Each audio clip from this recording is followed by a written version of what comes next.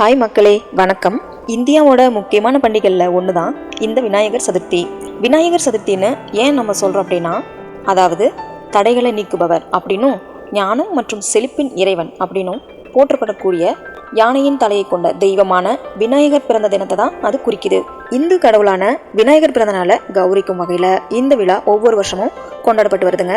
பொதுவாக இந்த பண்டிகைக்கு மக்கள் அவங்கவுங்க வீட்டில் அவங்கவுங்க வசதிக்கேற்ப விதவிதமாக பூர்ண கொழுக்கட்டை மோதகம் செஞ்சு விநாயகருக்கு படைச்சு வழிபடுவாங்க. இந்த விழா ஒரு நாள் விழா கிடையாதுங்க. கிட்டத்தட்ட 10 நாளைக்கு பூஜைகள் பண்ணி மக்கள் வழிபடுவாங்க.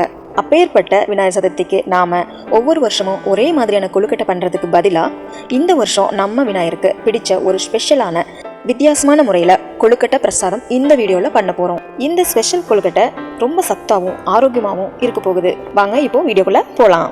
ஃபஸ்ட்டு நம்ம அரை முடி தேங்காய் எடுத்து சின்ன சின்ன பீஸாக கட் பண்ணி ஒரு மிக்ஸி ஜாரில் போட்டு தண்ணி சேர்க்காமல் நல்லா ட்ரையாக பொடி பொடியாக பவுடர் மாதிரி அரைச்சி வச்சுக்கலாம். அதுக்கப்புறமா ஒரு கடாயில் ஒரு 1/4 கப் அளவுக்கு நிலக்கடலையை போட்டு லேசாக வறுத்து எடுத்துக்கலாம். நிலக்கடலையை வறுக்கும்போது அடுப்பை சிம்மில் வச்சு தான் வறுக்கணும், இல்லைனா ரொம்ப கருகி போயிடும். பாருங்கள், நல்ல மிதமான தீயில நல்லா வறுபட்டுருச்சு. இப்போ இதை வேறு பாத்திரத்தில் மாற்றி ஆற வச்சுக்கலாம். கடையில் வறுத்த நிலக்கடலையை வாங்கி யூஸ் பண்ணுறதை விட பச்சையாகவே வாங்கி நம்ம வீட்டில் வறுத்து யூஸ் பண்ணுறது ரொம்ப ரொம்ப நல்லது. இப்போது அடுத்ததாக வந்துட்டு பாசிப்பருப்பு சேர்த்து மிதமான தீயில லேசாக வறுத்து எடுத்துக்கலாம். இதில் கொஞ்சம் கவனமாகவே வறுக்கணுங்க, அப்படியே கைவிடாமல் வறுக்கணுங்க. இப்போ இதையும் வறுத்தாச்சு, ஆற வச்சுக்கலாம். அடுத்ததாக நம்ம வறுக்க போகிறது என்னென்னா பாதாமும் முந்திரியும் தான். இந்த ரெண்டத்தையும் சேர்த்து லேசாக வறுத்து எடுத்துக்கலாம். இப்போது பொட்டுக்கடலை ஒரு 1/4 கப் அளவு எடுத்து அதையும் லைட்டாக வறுத்து எடுத்துக்கலாம். பொட்டுக்கடலையை வறுக்கணும்னு அவசியம் இல்லைங்க, தேவைப்பட்டால் வறுத்துக்கலாம். அடுத்ததாக பார்த்தீங்கன்னா நம்மளுடைய ரொம்ப ரொம்ப ஸ்பெஷலான ஆரோக்கியம் தரக்கூடிய சத்து மாவு 2 கப் அளவு எடுத்து கடாயில் மிதமான சூட்டில் வறுத்து எடுத்து வச்சுக்கலாம். சத்து மாவை ஏன் வறுக்கிறோம் அப்படின்னா, மாவை வறுக்காமல் அப்படியே பச்சையாக யூஸ் பண்ணும்போது ரொம்ப ரா ஸ்மெல் வந்துடும். அதுக்காக தான் நம்ம வறுத்துக்கிறோம். இப்போ நாம் வறுத்து வச்சுருக்கிற நிலக்கடலை, பொட்டுக்கடலை, பாசிப்பருப்பு, பாதாம், முந்திரி இது எல்லாத்தையும் மிக்ஸி ஜாரில் போட்டு நல்லா நைஸாக அரைச்சி எடுத்துக்கலாம். இதில் ஒரு டிப்ஸ் என்னன்னு பார்த்தீங்கன்னா, வறுத்த பாசிப்பருப்பை ஃபஸ்ட்டே மிக்சியில் போட்டு ட்ரையாக அரைச்சிக்கணும். ஏன்னா எல்லாத்தையும் ஒன்றா சேர்த்து அரைக்கும்போது பாசிப்பருப்பு மட்டும் அவ்வளோ சீக்கிரத்தில் அரைப்படாது. ஸோ நாம் ஃபஸ்ட்டே பாசிப்பருப்பை அரைச்சிக்கணும். பாருங்கள், நல்லா பவுடராக மாறி வந்திருக்கு. இப்போது அடுத்ததாக என்ன செய்ய போகிறோம்னா, ஒரு 1/4 கப் அளவுக்கு வெல்லத்தை எடுத்து பாகு காய்ச்சிக்கலாம். பாருங்கள், இந்த அளவுக்கு வெல்லம் சேர்த்து கொஞ்சம் கொஞ்சமாக தண்ணி ஊற்றி நல்லா கலக்கி விட்டுக்கலாம்.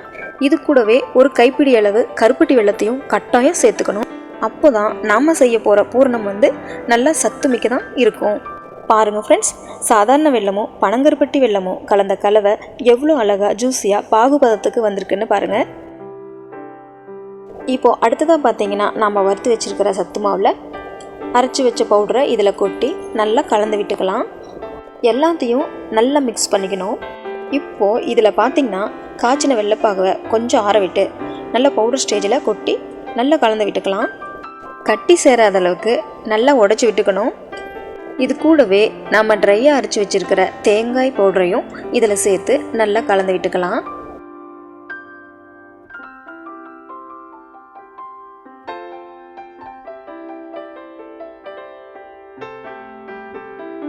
இப்போது அடுத்ததான் பார்த்திங்கன்னா, மிச்சம் மீதி இருக்கிற வெள்ளைப்பாகை எடுத்து சூடு பண்ணி இந்த பூர்ண கலவையில் ஊற்றி ஒரு கரண்டியை வச்சு கெட்டியாகாத அளவுக்கு நல்லா கலக்கி விட்டுக்கணும். சுட சுட பாகை ஊற்றி செய்யும்போது கையில் படாமல் பார்த்துக்கணுங்க.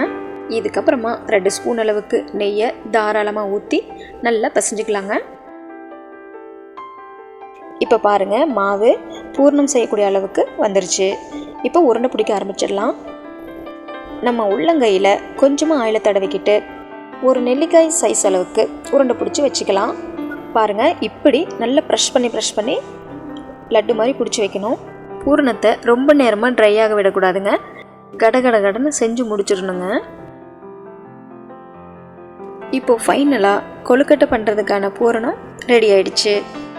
இப்போது அடுத்ததாக என்ன செய்ய போகிறோம் அப்படின்னா, ஒரு பாத்திரத்தில் 1 கப் அளவு தண்ணி ஊற்றி நல்லா கொதிக்க விட்டுக்கலாம். இப்போது இன்னொரு பாத்திரத்தில் 2 கப் பச்சரிசி மாவை எடுத்துக்கலாம். கொழுக்கட்டை செய்கிறதுக்கு பச்சரிசி மாவு தான் ரொம்ப பெஸ்ட்டானது.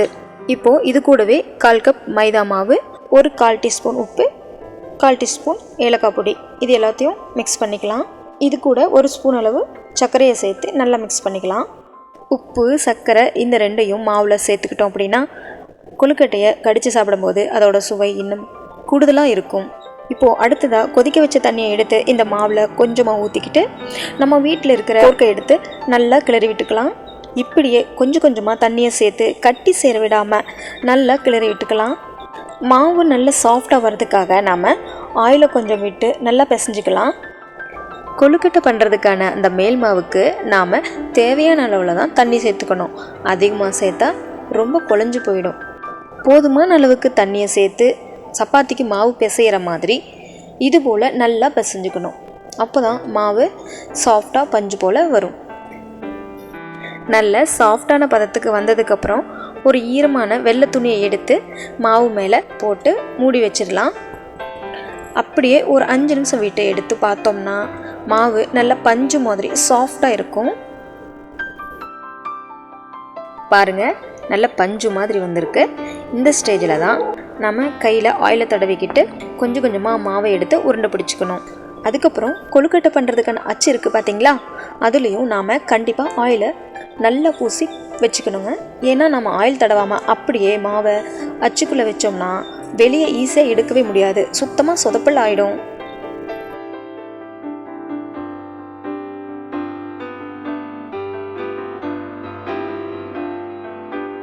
இப்போ பார்த்தீங்கன்னா அச்சில் 2 பக்கமும் மாவை வச்சு நல்லா ப்ரெஸ் பண்ணி விட்டுட்டோமா. அடுத்ததை ரெடி பண்ணி வச்சுருக்கிற பூரணத்தை எடுத்து மாவுக்குள்ளார வச்சு மாவு மட்டத்துக்கு நீல வாக்கில் இப்படி உடைச்சி விட்டுக்கணும்.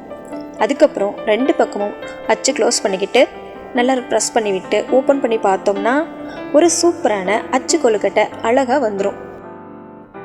பாருங்கள் எவ்வளோ அழகாக வந்திருக்குன்னு. அப்படியே நாம் லேசாக கையை வச்சு எடுத்தோம்னா ஈஸியாக வந்துடும். கொழுக்கட்டை பண்ணுறதுக்கான அச்சு இப்போ மார்க்கெட்டில் நிறைய டிசைனாக வந்திருக்குதுங்க. நமக்கு பிடிச்ச டிசைனில் வாங்கி எப்படி வேணாலும் கொழுக்கட்டையை ரெடி பண்ணிக்கலாம். இது ஒன்றும் அவ்வளோ பெரிய கஷ்டமான வேலையெல்லாம் கிடையாதுங்க. நமக்கு எவ்வளோ தேவையோ அவ்வளோ கொழுக்கட்டைகளை செஞ்சு எடுத்துக்கலாம்.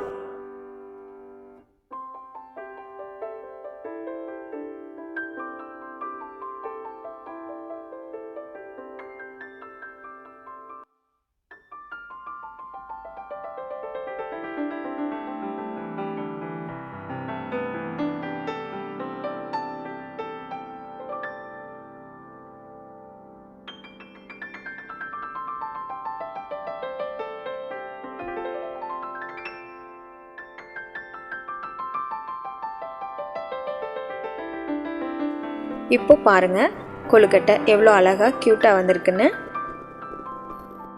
இப்போது நம்ம அடுத்ததாக என்ன பண்ண போகிறோம் அப்படின்னா, இட்லி பானையில் 2 கப் அளவு தண்ணியை ஊற்றி கொதிக்க வச்சுக்கலாம். தண்ணி கொதிச்சிட்ருக்கும் போதே நாம் எங்கள் இட்லி தட்டில் ஒரு ஈரமான வெள்ளை துணி எடுத்து வச்சு அதுக்கு மேலே கொழுக்கட்டையை ஒவ்வொன்றா எடுத்து வச்சுக்கலாம்.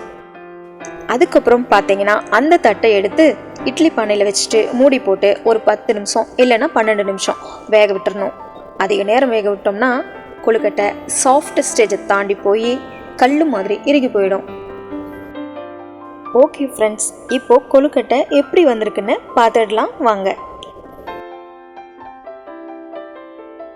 இதுவும் நீங்களே பாருங்கள் ஃப்ரெண்ட்ஸ், கொழுக்கட்டை பஞ்சு மாதிரி சாஃப்டாக எப்படி வந்திருக்குன்னு. நல்லா சுட சுட ஆவி பறக்க பறக்க கம கமன்னு சத்து மாவு பூரண கொழுக்கட்டை ரெடி ஆயிடுச்சு. இது ரொம்ப டேஸ்டாகவும் ஹெல்த்தியாகவும் இருக்கும். வாயில் போட்டதும் அப்படியே கரைஞ்சு போயிடும், அவ்வளோ சாஃப்டாக இருக்குங்க. நீங்களும் உங்கள் வீட்டில் இந்த சத்து மாவு பூரண கொழுக்கட்டையை செஞ்சு சாப்பிட்டு பாருங்கள். டேஸ்ட்டுக்கும் ஆரோக்கியத்துக்கும் நான் கேரண்டி. ட்ரை பண்ணி பார்த்துட்டு எப்படி இருக்குன்னு கமெண்ட்டில் சொல்லுங்கள். மறக்காமல் லைக் பண்ணி சப்ஸ்கிரைப் பண்ணி ஷேர் பண்ணிவிடுங்க. உங்கள் ஆதரவு என்றைக்கும் எங்களுக்கு தேவை. நன்றி.